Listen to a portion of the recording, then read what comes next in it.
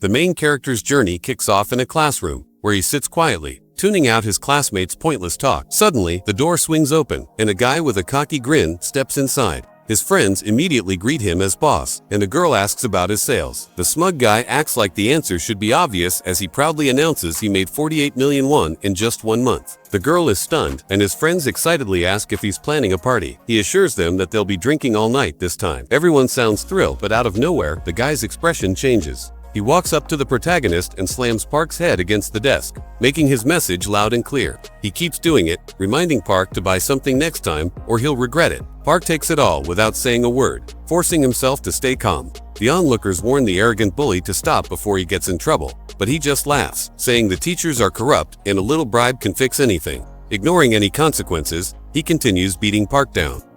Park shoots him a cold stare, but the bully doesn't pick up on it and keeps taunting him. The bully knows Park can't go to the police either since he's completely out of cash.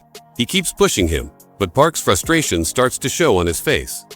Park can never erase the memories of 2 years ago. At that time, a notorious high school gang dominated national headlines. They were known as Nexus. Park was the only one daring enough to challenge their leader, Chon-soo Kim, all alone. Just when Park thought it was all over, things took a turn for the worse. The gang's minions filed a lawsuit against him. The false but well-planned evidence worked against him, and he ended up losing the case.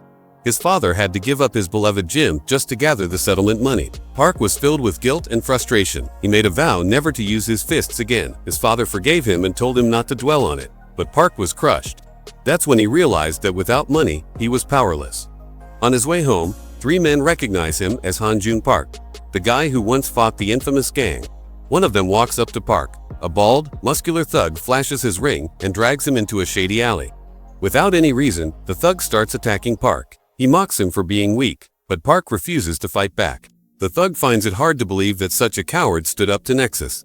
He keeps kicking Park and even brings up his father. That's when Park grabs his foot and gives him an ice-cold, terrifying glare. The thug is thrown off, but Park quickly apologizes and lets go. The gang members break into a nervous sweat. One of them is stunned, realizing that his body froze up completely.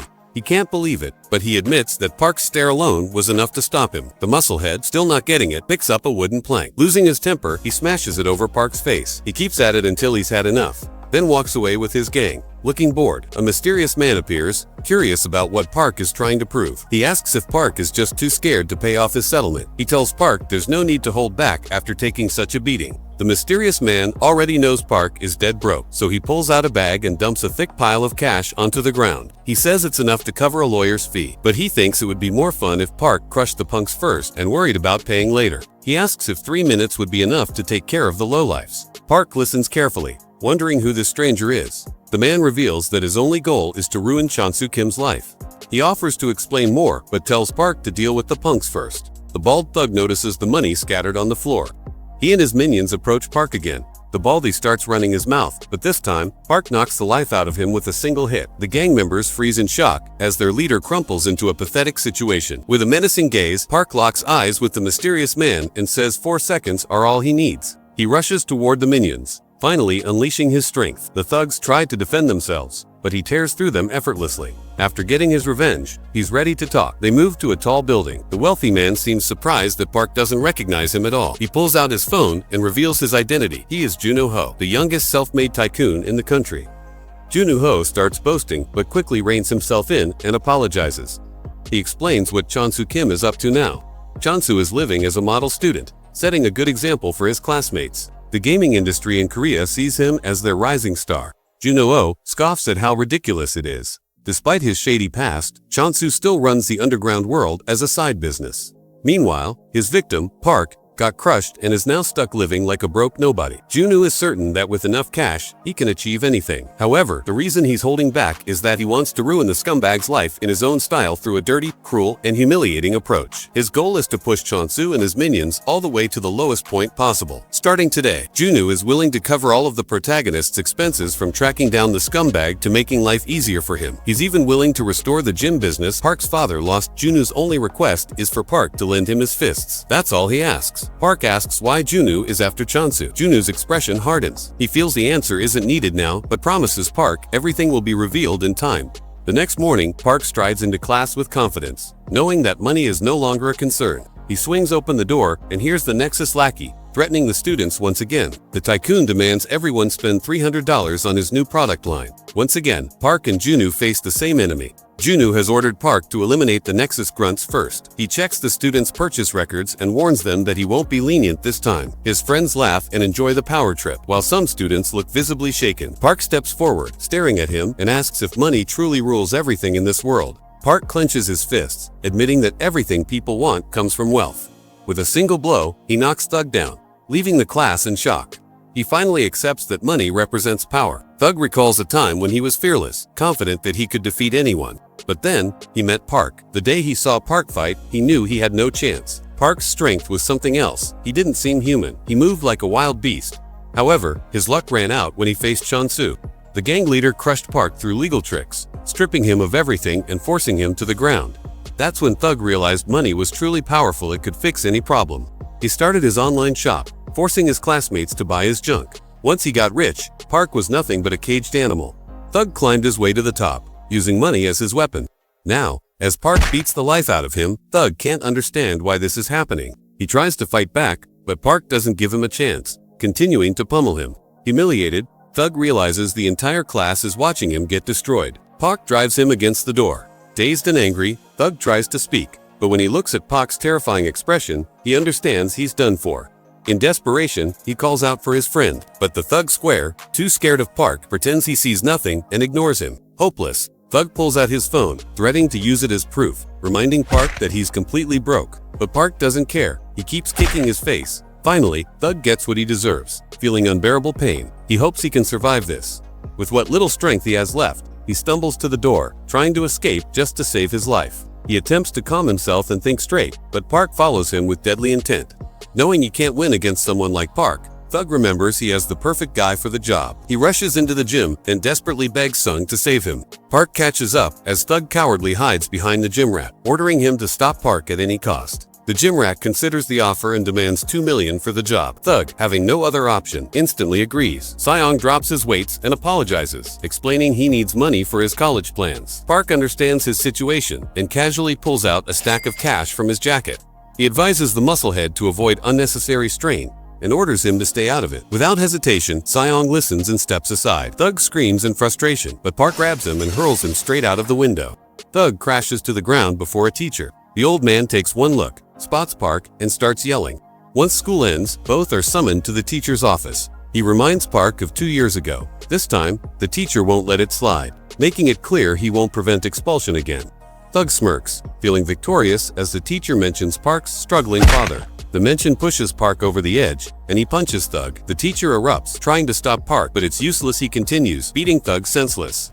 Finally, the bully learns his lesson.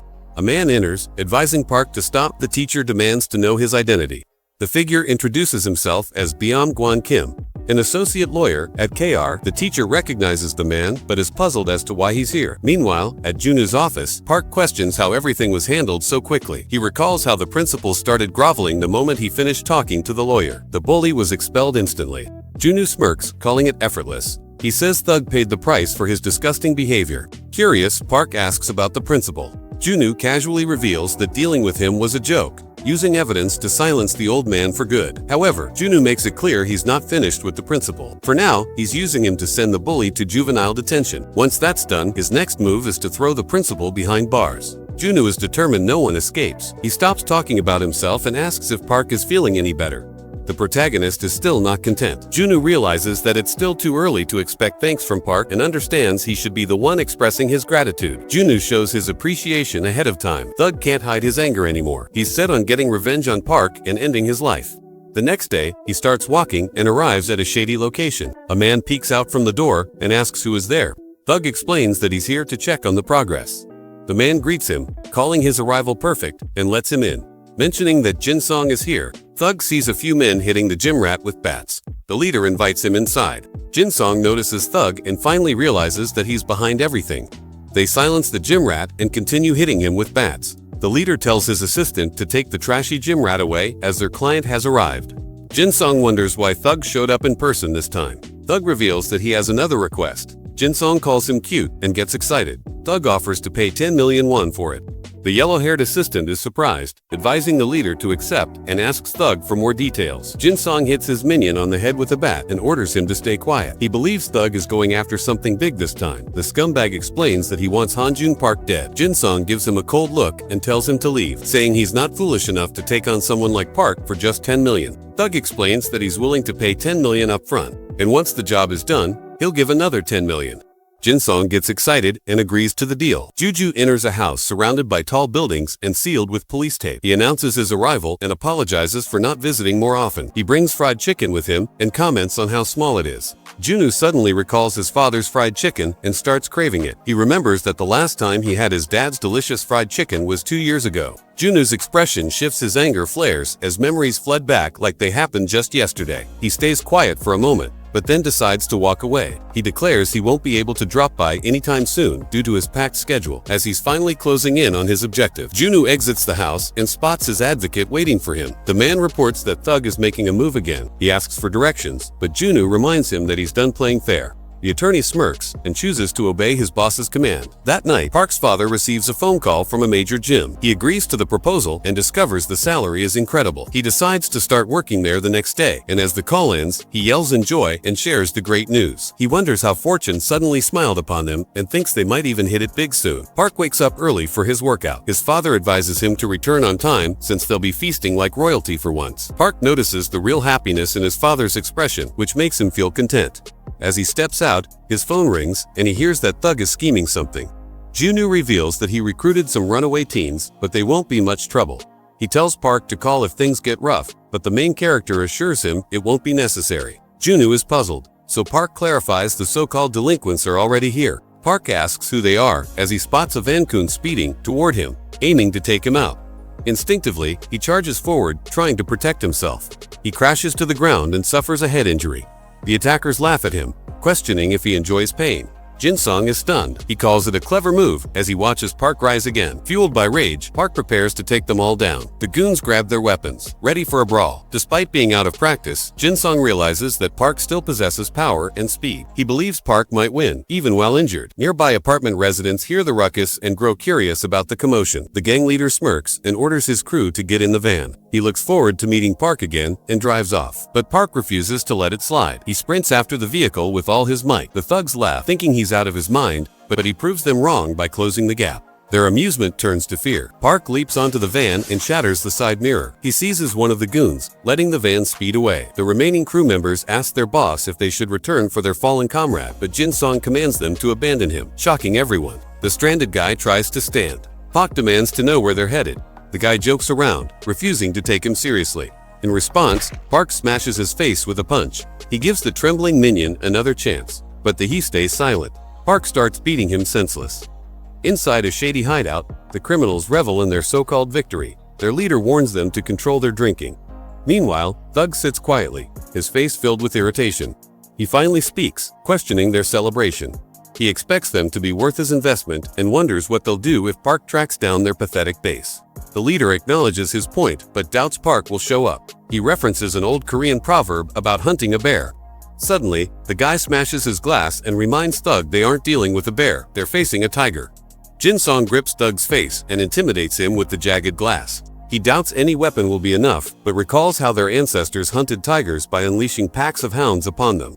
Tigers prefer solitude, but dogs relentlessly hound them until exhaustion wins. Jin-sung grins, revealing his plan to do the same to the protagonist. He is convinced that his men will break Park's spirit and push him to the edge until he finally collapses. Suddenly, a loud bang nearly shatters the door. The entire gang freezes as they see the iron door dent inward. Jin-sung orders his minions to check, but the guy grumbles but peeks outside, only to see Park standing there, exuding a terrifying aura. They're all stunned that he tracked down their hideout so quickly, but their leader tells them to relax, since Park can't possibly break through a solid iron door. Assuming he has left after a few minutes, the minion thinks Park might have chickened out, but his expression suddenly shifts when he catches sight of an arm outside the balcony. Park leaps in and smashes through the balcony window. The leader is in disbelief. After all, they're on the third floor. Wasting no time, Park starts taking down the thugs, one after another. He single-handedly overpowers the entire group.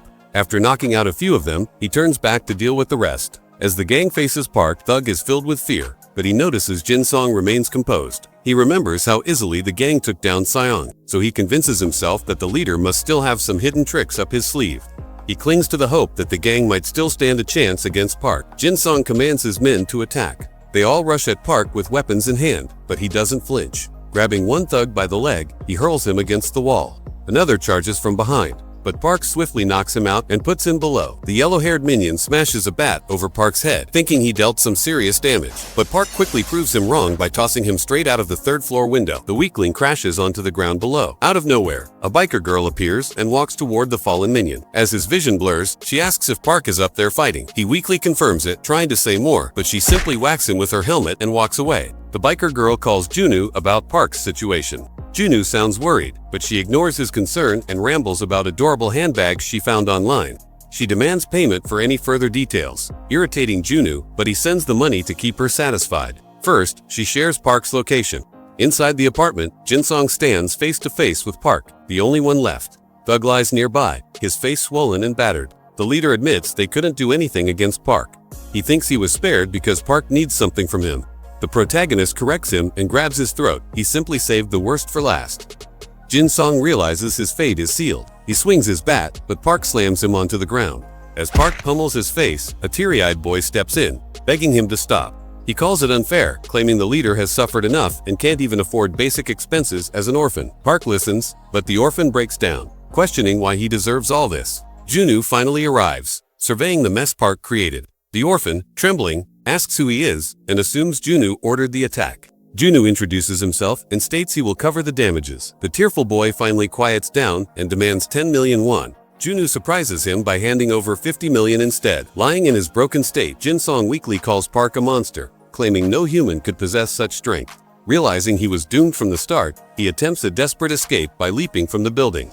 He nearly succeeds, but Park grabs him and tries to pull him back up. Knowing he'll die if he stays, Jin-sung pulls out a knife to threaten Park. Without hesitation, Park lets go, sending him plummeting from the third floor. Despite his severe injuries, he somehow manages to get up and flee. Junwoo remarks on his strong survival instinct. A beaten lackey suddenly starts laughing, calling Park an idiot for getting himself entangled in a massive problem. He reminds them that Jin-sung's father is the chairman of PJ Shipping, a massive industry giant.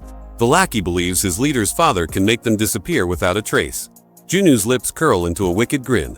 Jin-sung finally reaches his home, where his father, Haryong, the chairman of PJ Shipping, looks at his injuries with concern. Jin-sung immediately begs his father to eliminate 2 people for him. Haryong warns that there's no turning back and asks why he wants them dead. Jin-sung recounts the situation, but his father remains unimpressed. He tells his son to maintain confidence and look people in the eye, otherwise they won't take him seriously. With a menacing glare, Haryong demands that Jin-sung beg like his life depends on it. Obediently, Jin-sung bows his head and insists he wants to see them both gone. Finally satisfied, the father instructs his men to prepare to barrels. He's going hunting for a couple of reckless brats. The scene shifts to a construction site. Junwoo scoffs at the absurdity of dragging a mercenary squad into a schoolyard grudge. Haryong sneers, calling him arrogant, and asks why he's so eager to die. Junwoo steps forward, saying no one wants to die, he just came prepared. He dares Haryong to guess his plan.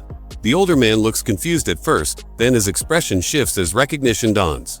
Fear creeps into Haryong's eyes as his phone rings. His body stiffens at the news that OJ affiliates have abruptly canceled their shipping deal under Junwoo's orders. Junwoo chuckles darkly, pleased that his scheme worked perfectly. Haryong's face drains of color as he drops to his knees, pleading desperately. His men are bewildered but fall silent as he commands them to keep quiet and obey. Junwoo orders him to send away his armed goons first. Without hesitation, Haryong dismisses them. Once they are gone, he resumes begging, admitting that the shipping deal is the backbone of his company. Without it, PJ Shipping is doomed. Junwoo claims he could fix everything but refuses to tarnish his company's reputation by associating with the father of a crime boss. He wants his business image to remain flawless. Haryong promises that Jin-sung will never set foot in Korea again. Jin-sung tries to interject, but his father punches him, then viciously beats him down. Junwoo watches with amusement before telling him to stop, saying it's enough, but simply sending the kid abroad feels like a reward. Instead, he has a better punishment in mind. Desperate to save his company, Haryong agrees to anything. Junwoo reminds him that Jin-sung's foolish actions cost him 50 million today, a massive sum. He demands that Jin-sung work off the debt. Haryong doubts his son could ever earn that much money, but Junwoo smirks, recalling their family business revolves around sea farming. Jin-sung figures out what's going on and finally gets that he's totally finished. He has nothing else left, so he starts fishing on his father's ocean farm boat inside a large warehouse. Park sits next to Junwoo and says he feels like a villain. Junwoo agrees he's being sneaky, but tells Park not to stress about problems that money can fix. He doesn't want his friend getting hurt for silly reasons. Park tries to act cool, but the girl from before shows up and sees the marks on his neck. Junwoo explains she's their new helper who wants to bring down Nexus. She's a famous star working with them. The girl feels shy hearing that title. Her name is Siyu Yan Choi, and she's shocked because she thought Park would look rough after hearing stories. She says he looks sharp, but Junwoo tells her not to get close. She shows him her middle finger and jokes. She picked the truck driver instead. Junwoo suddenly remembers how silly she acted on their last call. She doesn't care and tells him to get back to the topic. Junwoo feels a bit annoyed but stays calm and explains they're planning what to do next. She thinks they don't need any plans because Park can beat anyone without help. He tells her Nexus is too strong now and Park alone can't handle such a big group. He starts by talking about their fighting team. He drops a file on the table and says someone may join them soon. Park reads the name of the school and guesses it's Dong-yeon Kim. Junwoo says he's right and reminds him that it's the same guy who once stood up to Nexus with Park. Park thinks back, and Junwoo already knows that the boy hurt his knee in their first fight, and that ended everything for him. Junwoo says he still needs the boy even if it's selfish. Park says nothing, but Junwoo tells him to relax because they're all working together. He thinks this is a great chance for Park to fix things with his old buddy and also clean up the Nexus-filled school. At Dongyeon High, the gang is having a talk, and one says the thug got sent to juvenile. The bullying and forced buying were the reasons, so they can't count on him anymore. They all laugh at the weak guy, but one of them says they should at least hurt the person who beat him since Thug was still part of their team. The spy says the one who did it was Hanjun Park, the top fighter in high school. Yangchul is shocked to hear that name. They recall that Park promised to stay quiet. While they're talking, a kid runs in and shouts that Hanjun Park moved to their school. The whole crew, including Yangchul, is surprised. In the new class, Park stands up and says he's there to take everyone down. The class goes silent. The teacher laughs and tells him where to sit. Park walks over and takes a seat next to and Joe. The guy starts chatting and says someone warned him not to fight Park, but he still wants to try. He tells Park he only moved here last year and has heard many stories about him. He just wants to see if Park is really that strong. He asks for a fair fight, but Park doesn't answer. The guy gets mad and slaps Park to make it clear. Park smashes his face with one hit, shocking the whole class. At the batting spot, Choi still thinks it was a bad choice to add Dong-yeon to their crew. She says she knows stronger guys for this mission and believes Junwoo only picked Park's buddy because of his leg problem. Junwoo says that's not true and explains Dong-yeon is probably the toughest person he knows. People don't take him seriously because he's small, but they miss how strong his heart is. He used that same fire to fight Nexus before. Junwoo says people with that kind of fire can break, but they never give up. Choi still thinks he's no help with a broken leg. Junwoo says the boy might lose his strength, but he'll gain something new instead. She says nothing and jokes he should write stories instead. At school, Park walks through the hallway with bullies everywhere. He finally finds his old buddy. A guy shows up and kicks Dong-yeon for taking more than 5 minutes to bring snacks. He says his money was wasted and starts hitting him hard. The other bullies say hitting doesn't work anymore, but this one thinks if he scares Dong-yeon more, he'll move quicker. So, he keeps punching Park's old buddy.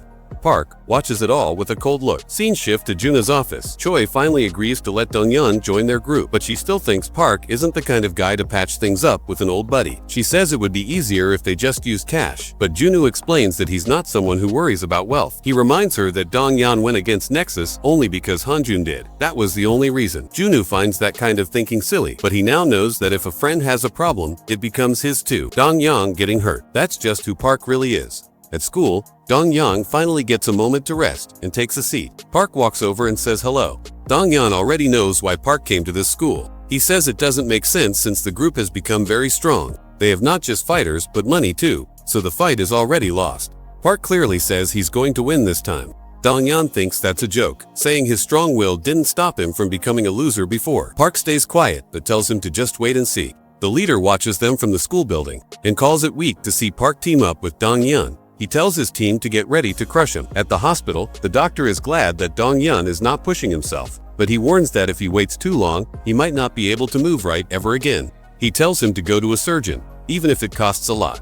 Dong-yeon says nothing, and as he walks out, Jong-chul steps in and asks what the doctor said. Dong-yeon is confused about why he's here. Jong-chul says he just came to see how the old number one is doing. He also says he saw Dong-yeon meeting Park secretly and wanted to know if he was feeling better. He says he's planning to hurt Park's buddy again, but Dong-yeon tells him no one can beat him alone if he's back to normal. Dong-yeon gets angry and kicks him. The guy smiles and says he's not a sidekick anymore and won't let anything slide. Gyang-chul talks about what happened before and says that being loyal almost ruined Dong-gyan. Dong-gyan says Gyang-chul turned his back on them and joined that useless group. He says that's messed up, but Gyang-chul just laughs and says he can think what he wants. He has no interest in being a soft loyal guy and doesn't believe Dong-yeon can stay loyal this time either. Back at school, Park stays quiet as an announcement begins. Gyang-gil speaks and tells the whole school that Hanjun Park, the one who fought Nexus 2 years ago, is now here to end it. He calls him out and tells him to get ready. Everyone in the class stands up and starts getting ready to fight. Gyang-chul says he's no good in a one-on-one match, but has no plans to be fair. A big group of students marches toward Park's room with sticks in their hands. The leader tells his men to get set, saying they're going to give Park a lesson.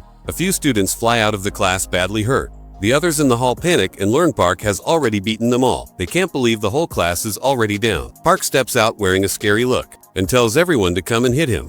The giant group of students rushes at the same time, but Park meets them all without fear as he starts beating up the entire crew. Dong-yen keeps ignoring it all and holds back. The battle carries on. The full school tries to stop the main character, but he can handle them all on his own. The guys call him nuts and finally see he meant it when he said he'd break them. They try trapping him. Park fights back but ends up being caught. Some boys hold him down and start hitting him, but he breaks free in just a few seconds. Park crushes everyone nearby. He keeps hitting them hard and slowly knocks out the whole crowd. Park barely stays on his feet, and as he walks inside, more people are waiting. They're upset to see he's already tired because the main event hasn't even begun. They all rush at the worn-out tiger, while Dong-yan stays in his class and tries to act like nothing's happening. He doesn't think Park can win, so he believes it's a waste. Choi shows up and thinks Park might be at his breaking point. She tries making Dong-yan feel bad for doing nothing. The girl says she works with Park. Dong-yan feels guilty, but says he's not strong enough. She smiles and says she already knows. She explains the main guy always guessed it would turn out like this. Even though they told him to escape, he didn't.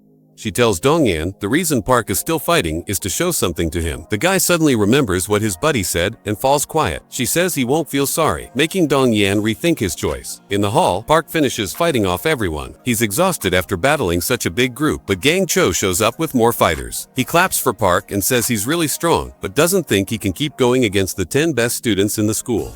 Gang Cho gives a warning, but our guy stays focused and gets ready to fight again. The fighters run at him, but just before a punch lands, Dong-yan smacks one of them with a broom and asks Park to stop always being the center of attention. The bullies call him a dirty mouse, but Gyang-chul tells them to relax since they can just beat both of them. They all start going for Dong-yan too, but he knocks one down nicely. Another tries to grab him, but even though it hurts, he beats the guy and goes on. Park keeps swinging as well, and now, together, they are impossible to beat. The others see they're in big trouble and ask why their enemies are so tough. As they take on everyone, the main guy says sorry. Dong-yan says he used to dislike Park for what happened, but he just needed someone to blame. Park grins when he hears that. The boss jumps in to spoil the moment and tries hitting both of them, but they move out of the way. Dong-yan says he wants to take care of the guy himself. Park and his friend run toward a room. He calls them weaklings and goes after them, but Park grabs him and throws him inside. Dong-yan locks the door from within, so no one else can join the fight. Gyang-chul says it's silly. Dong-yan says maybe, for someone who's never had a buddy. The man gets mad and runs forward, but Dong-yan punches him hard and pushes him back. Gyang-chul keeps going and grabs Dong-yan's feet. He lifts him and throws him into the glass door. Smashing it, he breaks Dong-yan's weapon and thinks he's done for. Dong-yan takes off his shirt and wraps it around his hand. Gyang-chul laughs, but as they trade hits, Dong-yan uses the shirt to grab the bad guy's face and slam him to the floor. He starts punching him, but Gyang-chul holds his leg and pulls him down too. He finally breaks free. Gyang-chul shows that he's not weak anymore and grabs Dong-yan's hurt leg. The guy yells and lets him go. As the boss stands up, he breathes heavy and promises to get even one day. Dong-yan tells him to quit, which shocks Gyang-chul since he thought the guy had finally figured things out. Park's buddy stands up, though he's in pain, but Gyang-chul starts punching him hard until he finally falls down. Gyang-chul starts feeling weak and tries walking away, but Dong-yan tells him to stay and begins picking up the broken glass pieces. Gyang-chul gets upset and charges without thinking. Park's buddy uses the chance to toss the glass and hit the guy with an uppercut. He keeps smashing Gyang-chul. The man doesn't think anyone would get it, but still says he will feel ashamed in front of Park if he doesn't win. Gyang-chul slowly starts losing his sight. After being punched again and again, Dong-yan thinks about all the things he faced and gives the final final hit to knock out the muscle man. His leg hurts badly, but Dong-yan pays no attention and steps out to see his friend has also won. Park hugs his hurt buddy and laughs as they both exit the school. The head of the board shows up and Dong-yan gets surprised when he sees the school. The man finds out Park caused all of it. He looks at the destroyed school and can't believe all of this was over just one person. He chuckles and tells his men to bring him more people as he comes to meet the guy. Min explains they usually don't get involved in student fights but are happy to deal with adult matters themselves. Dong-yan figures out who was behind Park, but still says it's unfair since he lives in a place with laws. He says it's unfair, but Min drops several suitcases and thinks the man will be pleased. Dong-yan gives a sly grin. He tells his men to check and makes it clear that only the yellow piles can please him now. One worker opens it and they find just a few school books inside. Dong wonders what he's seeing, so Min tells him to check the titles. He finds proof of his gang hiring DY students, and the title also shows proof of DY stealing public money, cheating on taxes, and even more. Min warns him to stay away, or else he's ready to go deeper. Dong gets furious and threatens him, saying he should remember who is stronger right now. He wonders why Min still looks so calm. The guy with glasses tells him even if Dong dies, KR and DY fighting would not end well for him and says adding a death threat makes it enough to start a full war. Dong holds back and tells his men to lower their weapons. He goes right to business and asks what Min wants. The man with glasses says he wants the whole school, Shakendong, at the hospital. Choi finds it crazy that the main guy fought the whole school and still made it. Park tries to answer, but the doctor steps in and says he doesn't know how the man is still fine. But he smiles and tells them the surgery was a big success. The doctor feels confident Dong-yan will heal from this. Park starts smiling when he heard the good news.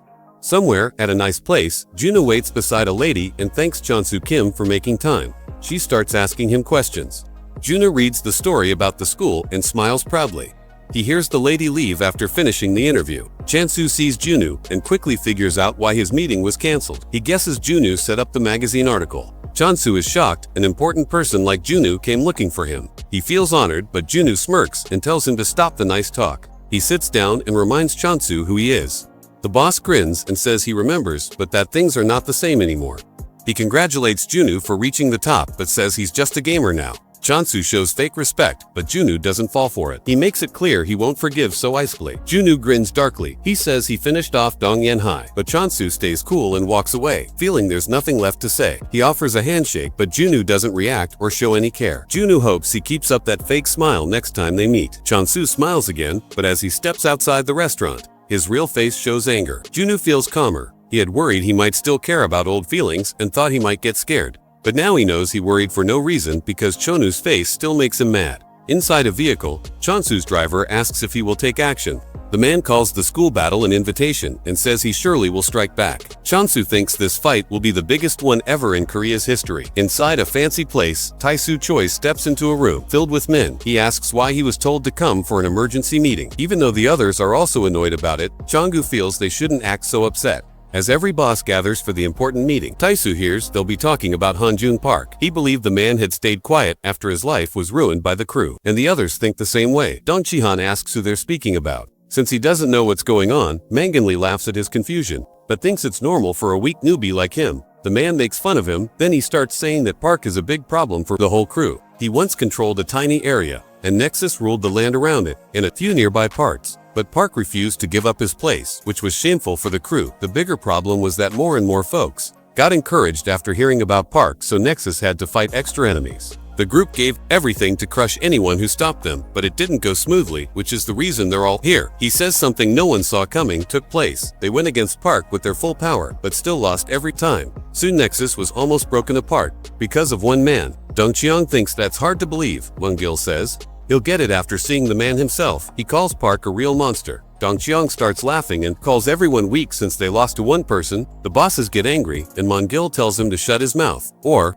he'll get reminded where he stands. Jihak stops the guy and says Dong Qian's words make sense. Tae-soo agrees, but thinks it's all in the past. He feels like they're going too far. But Chang Yu tells them to be careful. He knows it might not matter to them, but to a man like Park, their mistake could turn into a big chance. Finally, Chang-soo walks in and says hello to everyone. He says sorry for the quick call and says he'll take them to dinner later. Chang-soo says the main guy has made his move, so a deadly fight can't be avoided. He already made his choice but wanted to have it real talk for something this big. Tae-soo is okay with his choice. It says there's no need for a fight. He thinks they're losing it over a dumb school. Chang-soo's face scares the guy, so he goes quiet right away. He asks if he's really going too far, but Insunam says his choice is right. He's ready to deal with it himself. Chansu grins and asks if he's sure about that. He says cash won't help now, since their rival has strong support this time, so he'll need to get ready. Insu touches the mark on his cheek and coldly says he's been ready since the day he got that mark. Chansu starts smiling and says he'll let him take care of it. He checks if anyone is against the idea, but all the bosses agree. Dongchian also feels hyped up since Park smashed them last time. Chansu gives the Incheon squad bosses the task and ends the meeting. Insu starts laughing in a scary way since he finally gets his chance to hit back. During the night, a bunch of bikers meet up at a secret spot. Insu says their moment to crush Hanjun Park is finally here. A fat gross biker steps up and asks his leader if he can finally go in to end that trash. Later, Junu takes Park to the same burned down home and thinks it's wrong that our boy knows nothing about his history, how he got his riches, and why he's so mad at Chansu. He asks Park to come inside and says he's ready to tell him everything. As they both sit down, Junu tells him that the money he has now actually belongs to the real owner of the home. He talks about what happened 2 years back and begins with a story about his childhood buddy named Hyok, who was super close to Junu, a friend he treated like family. As they both sat together in his buddy's house, the man showed Junu that he made a stock trading program AI tool that could study key details and make a plan to recover as well. Junu found out it could guess the market just by checking the results. He was into Hyak's idea, but then Park lost to Nexus and it flipped everything. The group started taking over his area, and Chansu's men started bothering Junu, but he's the kind who won't bow to small bullies, so he stood up with all his strength. Hyok was the same, so both of them took on the group, even though they were bad at fighting. Junu thought the gang might leave them alone after getting bored, but he was way off. Since the crew burned his buddy's home as payback, he went after the men about it, but they said his friend was unlucky and made him quiet forever. He felt powerless, and the fire inside slowly started to go out. He saw no light in life and made up his mind to just end it all. He thought about removing himself from the world, so he began with his buddy's computer. He chose to shut down the account, but his face suddenly changed when he saw how far the account had come. He couldn't believe it at first, but even the cash didn't excite him because he just didn't care anymore. He wished his friend could see what his creation had become. Junu felt deep rage, but that emotion gave him a purpose to keep going. It was his buddy's money, so he planned to use it to ruin Chansu and his team. Park wonders why Junu is being so open, and Junu responds clearly, saying he's just trying to mess with the main guy's head, so he keeps running after Nexus. Later that evening, Junu rings up Choi and says he told Park his lame story. She laughs and asks if he's trying to make a pal. Junu gets shy and tells her to stop talking. Choi becomes serious and reminds him the Incheon squad creeps are after him now. She hopes he stays careful since his enemies are all brawn and no brain. Junu agrees as he sees his car is boxed in. He knows it's them since only fools would pull such junk in the middle of traffic. The motor guys splash paint to trap the car. The driver gets annoyed, so he tells Junu to hold on tight while he tries to escape. Choi hears the mess and asks what's going on. Junu blacks out after hitting his head in the surprise attack. Insu gets a call from Choi and thinks she's his girl. He tells her to let Park know he's waiting at the JQ distribution center with a smug tone. She tries to warn him, but the rude guy ends the call, leaving her upset for being laughed at. Meanwhile, Park walks back to his place thinking about what Junu said. He calls it over the top since he never planned to quit. Choi shows up on her bike and tells him to jump on. She quickly tells him what's going on. Junu wakes up at the distribution center and sees he's circled by Incheon thugs. The big guy, number 2 in the group, sees Junu is awake. He thinks about hitting him again, but Insu stops him, saying they're just using him to draw Park in. Junu figures out who they are and starts laughing hard. He mocks them for boldly taking the head of a top business without thinking. He jokes about how bad their plan is and even says he might hire them for it. Then Junu tells Insu to look at himself. He reminds the creep that they're the weakest of the bunch and clearly remembers Insu begging on his knees and smiling at Park for mercy just 2 years back. Junu doubts they can face Park at all. The big guy gets mad, but Insu stops him and steps up to take care of things. Insu thinks Junu knows a bit about his group, but is sure he doesn't know that only one loser kneeled, not the whole crew. Junu smirks and tells him to be nice to his brother, since he kneeled down to protect Insu's sorry self. The fat thug gets angrier and warns Junu to stop talking trash, but Junu keeps going with a smug voice. The thug loses control and tries to punch Junu, but a helper walks in and tells Insu that Park is getting close. Insu grins wickedly and tells Banjong to keep his strength for the real problem. Junu claps for Park's good timing. Banjong slams Junu against the wall and walks toward the door in anger. Junu figures out the fool can't wait. Insu doesn't care about Park and still feels sure of himself since the past boss gave up, not him. He tells Junwoo to just watch because the crew is very different now. Choi and Park get followed by a bunch of riders. She tries to lose them but gets mad when they won't stop. Park tells her they've stopped coming. The girl feels puzzled, but Park tells her to keep her eyes forward. Choi hits the brakes fast as they see Bunjung and his team standing in the way. The big guy walks up to the main guy but holds back and tells them to walk behind him. He wants to crush him right there, but his crew has certain ways. Park walks behind the big guy, going toward the distribution center. Choi wonders why Bunjung looks massive. She starts making fun of him, but he acts like she's not there. She keeps joking about his large body until he snaps and tells her to be quiet. She can't stop being curious and wants to ask him something. She brings up his soft boss who begged and said he'd never fight again. She playfully asks why they're still chasing Park. The guy snaps and tries to hit her, but Park steps up and says she's right. Bunjung finally stops holding back and forgets the orders. He walks up to beat Park badly, but the hero stays calm. Bunjung was a super strong kid who got even bigger as he grew up. People call him the male beast, but for the first time, he flies through the air as the hero kicks him with one blow. The big guy falls face first, and his team gets shocked, readying themselves. The hero walks into the distribution center proudly with Choi. The crew now knows they're in serious danger, so they prepare to attack together. Choi laughs at them for teaming up. Junwoo yells at the hero to hurry and untie him since his legs have lost feeling. Insu takes off his coat and stretches since he wants to deal with Park by himself. He greets the guy with a proud smirk.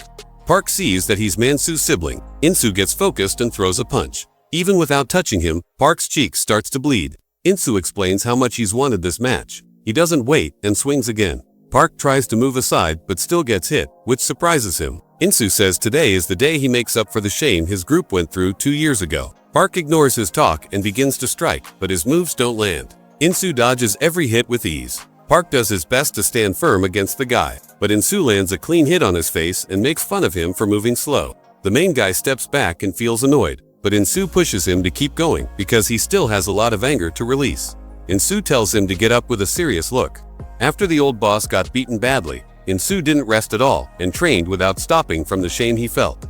He felt terrible after hearing his brother, the best fighter in Inshan, had bowed to Park without even trying to fight. Insu gave up boxing because he wanted to become a real brawler. After that, he put himself through pain and took down 27 schools and many groups just to become strong enough to face the main guy. He feels let down and wonders why Park can't even stay strong now. He's still upset about the shame they went through 2 years back. He keeps beating up Park and starts pushing him into a corner, which surprises Choi. She isn't sure he can win this match. Junwoo tells her to wait. He studied a lot before choosing Park and was shocked to find out Park had no fighting background besides gym workouts. The main guy took on Nexus using only raw power and quick thinking. Junwoo believes Park will win when he figures out Insu's moves, but the real problem is that Insu already knows this. As he keeps beating up Park, Junwoo understands that bare fists can cause serious harm. A trained boxer can even rip skin with a hit. Junwoo thinks Insu is using his strength to wear Park down slowly and plans to end it with one strong hit. The main guy gathers his power and tries to hit back, but Insu shuts him down and tells him to fight like a true man. Insu goes in again, but Park finally slips past the attack and holds his legs. Insu calls him dumb for thinking crazy. Park tries to push his weight on Insu to knock him over, but Insu sees it and laughs since he's not just a regular boxer. He knees Park and tells everyone he fights on the streets. He grabs Park and tosses him into some crates. The group gets excited and thinks they've already won, but Insu stands and gets into his pose again. He calls that round 1 and doesn't think Park will go down that easy. He's sure the damage will mess with Park's vision and balance. Insu says he's got this and steps up to land a big blow, but Park dodges it, making Junwoo smile. He finally figures things out and smashes Insu with a strong punch. Insu can't believe Park figured him out. He tries to attack again, but Park crushes his face with another hit and keeps hitting him hard. Junwoo knows Insu is super quick, but he says Park is like a wild animal and doesn't think anyone can beat him just by being fast. Choi still can't figure out why Park kept taking punches without trying to move away. Junwoo tells her that Park was using his body to understand how his enemy fights.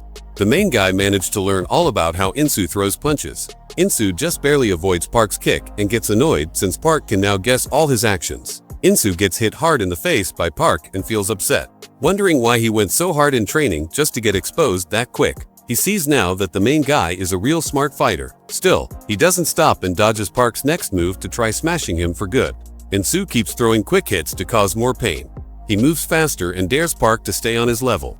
Junwoo starts grinning and calls it a finished game as he watches. Park destroys Insu. The main guy calls him slow and finishes him with a strong upper hit.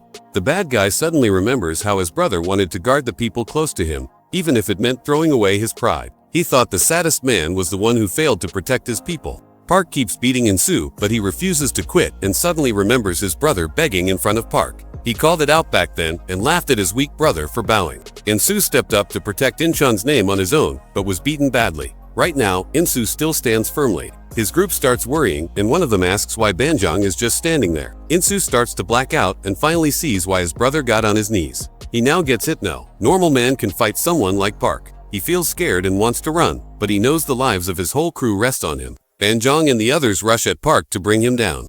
The big guy tells everyone to smash Park and says he's ready to take the blame. But In-soo yells at them to stop. He drops to the ground and admits Park won. In-soo used to feel small when the boss he once respected dropped to his knees and begged. But now he understands how hard it must have been for his brother to do that with no one by his side. He realizes it wasn't Park who crushed his brother, but his own group. Banjong gets angry and tells his leader to stand up. They all blame him for kneeling and yell at him to rise again. But In-soo says he lost. Junwoo steps up and tells the group to use their heads. He says In-soo is doing this to keep their sorry lives safe. He wonders if they really think it's a win if they all team up on Park. He calls them idiots and tells them real men are winners when they can defend those they care about. The group starts feeling guilty. Junwoo tells In-soo to lift his head. He spits in his hand and punches In-soo for capturing him. Junwoo feels pleased and says In-soo should be thankful he didn't send them all to prison. He says they're even now and brings up the huge bill their gang owes Nexus. He knows they also need to pay back the money the past boss took from that dirty group to help their own families. Junwoo shocks them by saying he cleared all the money. They're confused by what he means as he walks away. In-soo asks why he's being so generous. Junwoo gives a selfish reason but says it's not a free gift. He tells them to look at their phones and says he paid their full school fees. He hopes they study with all their strength and one day work super hard to pay him back. He knows they've been doing honest work to cover the money. Junwoo is aware they're giving it their all. He tells them the only reason he did this is because of the heart In-soo showed through all the pain. Choi jokes that he's being too kind. He gets shy and tells her to shut it. In-soo bows and thanks him. He promises to pay back every single coin one day. Junwoo tells him to keep quiet and starts to walk away. In-soo says sorry to his gang and turns around to bow, saying he's ruined their name again. He bravely promises they won't be shamed like this ever again and says from now on, they have no link to Nexus. He asks if they will follow him to live a better life. The crew all shout that they will. The next morning, Junwoo cheers his crew for settling the issue with In-shin. Park asks, what's up with Choi? She gets 40 million from Junwoo and starts laughing because she feels awesome. She says she hopes Junwoo gets taken away every day. Junwoo feels hurt, but she says sorry and explains she just can't stop feeling happy. Choi sees that the main guy has really wide shoulders. She thinks he would look great in nicer clothes and with a playful grin, asks if he's free this weekend. Choi invites Park to come shopping with her at the shopping center. Choi bursts into laughter while forcing the main guy to try on a silly outfit. Seeing his annoyed face, she chooses something different for him. Choi then makes him wear clothes like a broken-down rock singer. She snaps a photo but sees his scary look and quickly stops. Junwoo tells her to calm down and act right. Choi agrees to stop messing around and asks the main guy to try on something simple. He comes back dressed and looks really cool. Choi starts blushing but hides it and begins choosing new outfits. A few guys spot Choi and remember she's that Insta girl they saw before. The blonde one decides to go talk to her and his buddies think he has no shot. But the guy says she's with these losers, so she must not have high taste. He wants to show her what a real man is like. He says online stars are just fake dreams. His friend begins praising him, so the guy walks over to Choi confidently and tries to flirt. He asks her to go out with him, but she asks who he even is. The dumb blonde ignores the sign and keeps trying to talk, placing his hand on her shoulder. Choi loses her cool, slaps him, and tells him to back off.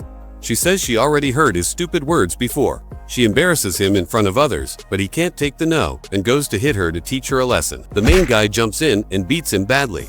The blonde's friend shows up, but Park has no pity and hits him too. The dude starts crying and begs Park to let him go. Choi cheers Park on and enjoys watching the action.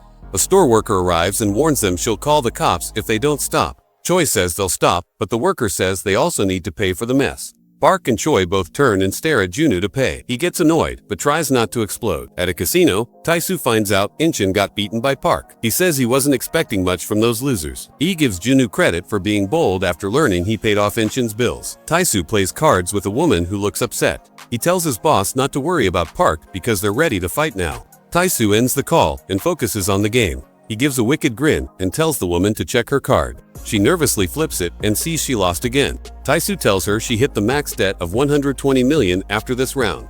He calls it a nice game and tells his team to take her away to start a new life. She begs them to stop, and after crying a little, the lady agrees to something. Junwoo stops walking and hears her say she's ready to do what he wants. He grins darkly and asks if she's really okay doing this to someone close to her. The woman has no choice and says yes. He gives her choice photos and hopes she doesn't change her mind.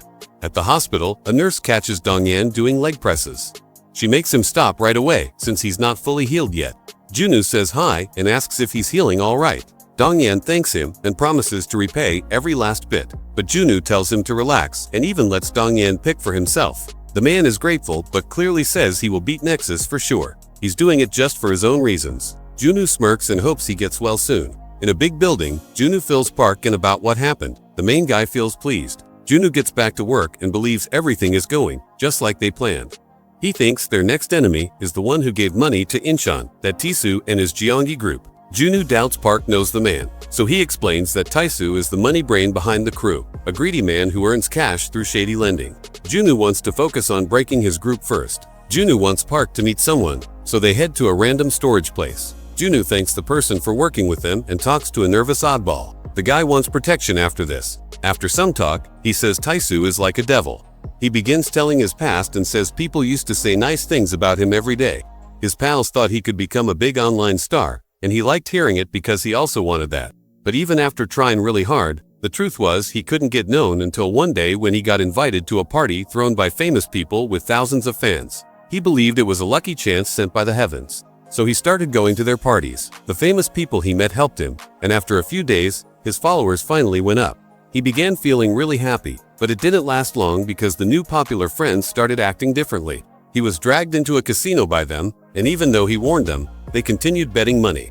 Later, they kicked him out of their group too. It didn't take much time for his fans to fall again, and no matter how much he tried, he couldn't bring them back. He got very sad and went to find his old group again, hoping to get back his fans. He also began gambling and quickly became hooked, losing all his things. He knew he was finished if he didn't win it back. That's when he ran into Taisu Choi. The man gave him a big loan, and he took it without thinking, since he was really dumb. Now he's stuck trying to return the money. What makes him mad is knowing Taisu is the same person who got him into this terrible habit. He understands it was his mistake, which is why he's going crazy. He feels bad about what he did in the past. Junwoo stands up, looking serious, and tells the man it's not his fault. Those bad people took advantage of his wishes. Junwoo promises they'll break Taisu soon. The next morning, the green-haired guy storms into the casino and tells the workers to give him chips. He remembers Junwoo telling him to go into one of Nexus's casinos with Park and play a bit. The man gets annoyed, thinking he wouldn't be part of this, but Junwoo expected just that. He bravely says he'll shut down every casino owned by Nexus, which surprises the green-haired guy. The casino staff ask what he can bring to the table. He recalls Junwoo saying he'd be safe, so he proudly shows a bag full of money. Junwoo let him use his cash to gamble, and he can even keep the prize if he wins. The green-haired guy tells the workers to get him the chips. They believe he's silly, but take him to a table anyway. That morning, he didn't understand how the idea would succeed, so Junwoo explained that he would win it all and make them lose every coin. Junwoo had full trust in a method that could win every bet.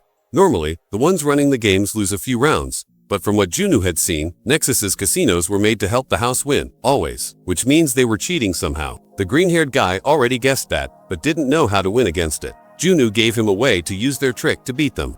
Inside the casino, the man puts in all his money, surprising the game runner. The dealer agrees to play and tries to cheat. Park screams that he saw it happen and smashes the glass to get inside. The dealer tells him to shut up, but Park jumps on him and smashes his face with one punch. The green-haired guy believes he won since the house cheated, so he thinks the prize belongs to him. But Junwoo already knew the place wouldn't pay up without trouble. Some men show up to clean up the mess. They threaten the green-haired guy, but Park takes them down. They rush him, but Park easily knocks them out and teaches them a lesson. The green-haired guy starts a second round, and Park stays close to catch the next cheat. He beats the other dealer when he catches him doing it. Junwoo knows they're using force this time but thinks it's fair because they're not tricking anyone. At Taisu's main office, a worker updates him, which makes him mad. He admits Junwoo is playing a smart game. Sitting with Choi, she feels let down by her friend, even though the girl tries saying sorry. Taisu also says sorry for being rude and hopes she'll listen, since he has a good offer. Choi becomes interested, So the man goes on and asks for info about Junu's ideas. He says he'll pay her 3 times more than Junu. The girl agrees right away and accepts the deal, which surprises the man. She gives him the bank number, but he's still careful and says if she lies, he won't forgive her. She laughs and says she's not good at lying anyway. Choi gets the money and starts talking about what they're hiding. Choi starts counting down. Confusing Taisu, she says the plan to ruin his main office is already going, shocking him once more. The door flies open and Park walks in like a monster. The green-haired guy walks in behind him for his payback. The men run at Park to fight, but he takes them all down easily. Taisu begins to feel hopeless and knows no trick he uses will ever help him beat someone like that. Taisu's top fighters ask if it's okay to kill. He allows it, so they grin and tear off their tops to get ready for a real battle. Taisu agrees, he's helpless now and can't change anything about it. He begins running as quickly as possible, knowing the guards he paid for are just puppets without real power. The two are taken down by Park. Taisu tries to calm himself, fully aware he doesn't have strength, but he's always been able to fix things with cash and status. He still believes he can beat Park. The hero finishes clearing the whole building. Choi sadly tells him that the coward escaped. The following day, Junu finds out the coward got away. He compliments Park and tells him to stay alert. Junu gets a little annoyed because he knows things won't be simple. He believes Taisu will come back with a poor plan. Somewhere in a dark place, one of Taisu's men learns he ran away. He calls it a smart move, saying only a fool would fight such a monster. His helper gives an order and promises the boss he'll handle it. Taisu tells him to post it, so the man adds a 2 billion reward for Park. Taisu's real control and power actually come from internet betting. He has a base of 87,000 people. Guys across the country see the reward, but a few understand it's risky work if the prize is that big. Taisu guessed people might hesitate because of this, so he made a new system that gives smaller gifts to teens. Start leaving school to chase Park for the money. Many begin trying to take Park's life. Taisu's smart plan begins working. While walking home, Park gets a call from a girl who says sorry and makes an excuse. Park doesn't pay much attention, but the sneaky girl pulls a blade and tries to hurt him from behind. Park sees through her easily. He notices she isn't part of Nexus. The girl looks shocked and talks about payment. A second person with a stick comes at him, but Park stops him and uses the stick to hit his head. He tells the girl to say the truth. She gets scared and tells him there's an event on the app she uses. Park finds out Taisu Choi is the one behind it. He gets angry, but notices regular folks walking toward him. Taisu's worker begins getting updates. He finds out people are giving their best. At first, the man wasn't sure about Taisu's reward plan, but now he says it's doing great. Taisu understands he might lose everything because of it, but he's already hoping for something good. He says he picked betting because it ruins selfish people. If a man with money was given the same cash, he'd laugh at Taisu, but people who had their lives broken because of gambling will never wait. These kinds of people are ready to lose their minds for cash. Park pushes through the line of reward chasers. He sees a kid and moves back to avoid a car rushing in and getting stuck, but the attackers still find ways to hit him. But Park beats them and answers Junu's call, who checks if Park's alright. He heard about the mess, so he's sending help. But the tough hero says no and tells him to just find Taisu's place, he'll do the rest. Junu thinks he's crazy, so he tells his team to step in. Park fights his attackers one after the other. A man tries to hurt him to pay his girl's hospital costs, but Park hits his head right away and climbs up to hold something. He runs off again. Even though everyone jumped him, the hero escapes by rushing into a nearby shop. But he gets surprised to see a large group of men inside. He quickly gets that it's a trap, which means they're part of Nexus.